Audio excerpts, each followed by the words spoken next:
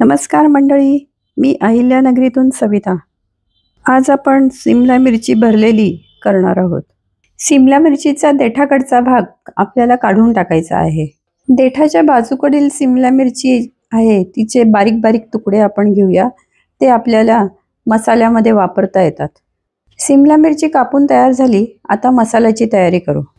कढईमध्ये 3 चमचे डाळीचं पीठ घेतलेलं आहे आणि थोड्याशा तेलावर ते खमंग लाल भाजायचं.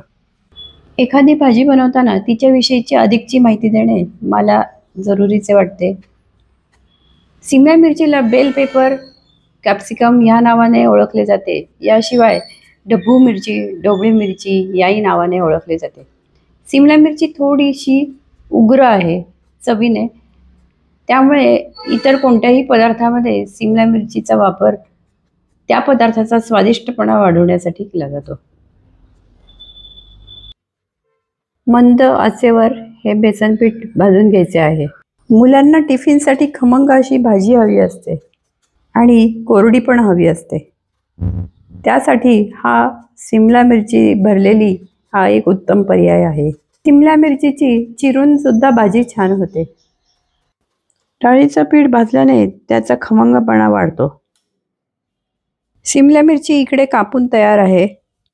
सिमला मिरची बरोबर बटाटा किंवा सिमला मिरची बरोबर कांदा, टमॅटो हेही कॉम्बिनेशन छान होते. सिमला मिरचीचे वैशिष्ट्य म्हणजे ही भाजी दिवसभर टिकते. डाळीचं पीठ खमंग भाजत आलेलं आहे. त्यातल्या गाठी बनलेल्या आहेत त्या मोडायच्या.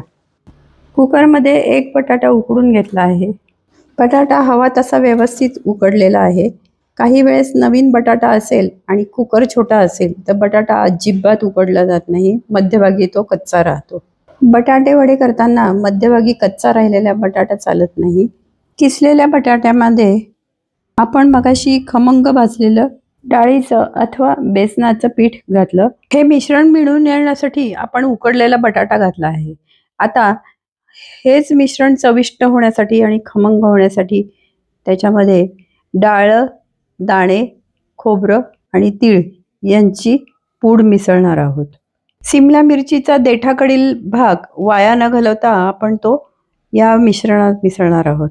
भरली सिमला मिरची करताना त्याच्या मसाल्यामध्ये काळा मसाला किंवा गोडा मसाला छोटे 4-5 चमचे घालणार आहोत. सिमला मिरचीच मुळात उग्र असल्यामुळे तुम्ही कितीही मसाले घातले तरी सिमला मिरचीची चव काही लपत नाही. जर हवा असल्यास यात लसूण 4-5 पाकळ्या घालाव्यात.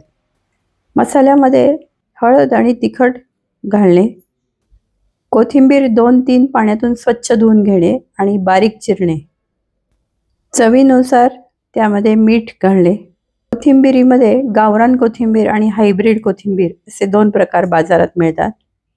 गावरान कोथिंबीर ओळखण्याची मुख्य खूण म्हणजे कोथिंबीरीची पानं बोटावर घेऊन चोळणे, लगेच वास येतो. अशी गावरान कोथिंबीर कोणत्याही पदार्थात टाकली असता पदार्थाची रुचकरता वाढवते. हे सगळे मिश्रण एकत्र कालवणे. हा तयार केलेला मसाला थोडी त्याची चव घेऊन बघावी, म्हणजे मीठ आणि तिखट कसे झाले ते कळेल.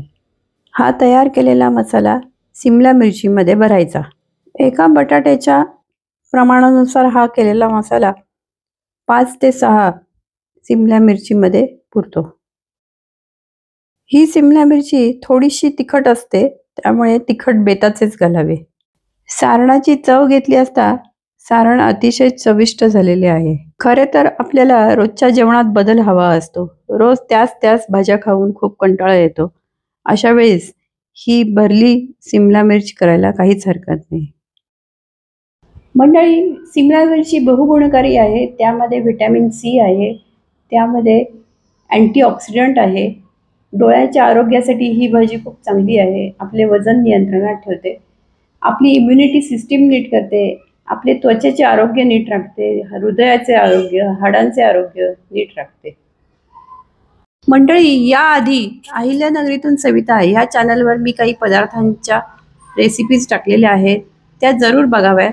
त्यातीलच एक कशी करायची पाथरीची भाजी ह्या रेसिपीला उदंड प्रतिसाद दिल्याबद्दल धन्यवाद.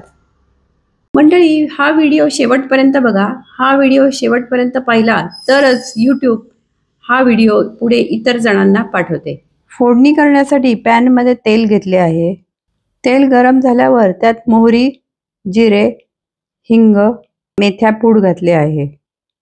मेथ्यापूड फोडणीत टाकल्याने फोडणी खमंग होते.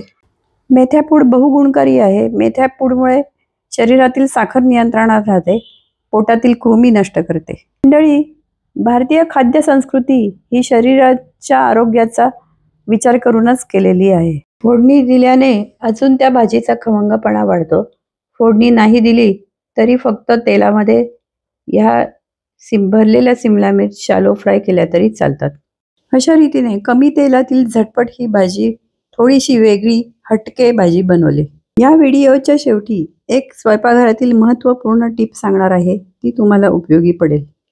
8 ते 10 मिनिटांमध्ये सिमला मिरची छान शिजते. झाकण उघडून सिमला मिरचीला थोडे हलवावे आणि परत झाकण ठेवावे. ही भाजी आपण करून पाहावी आणि आपण कोणत्या पद्धतीने भरली सिमला मिरची करतो ते कॉमेंटमध्ये सांगावे. एरवी नारळाचा चव जर का डब्यात ठेवला तर त्याचा गोळा होतो आणि तो पूर्वस्थितीत येऊन भाजीमध्ये घालेपर्यंत खूप वेळ जातो. त्यापेक्षा एक क्यूब आपल्याला उपयोगी येते. आपल्याला कोणत्याही भाजीमध्ये नारळाची एक क्यूब टाकलेलं सोपं जातं. या बर्फाच्या ट्रेमध्ये भरायचा अशा पद्धतीने. ओल्या नारळाचा चव फ्रीजमध्ये साठवून ठेवण्याची ही एक पद्धत आहे.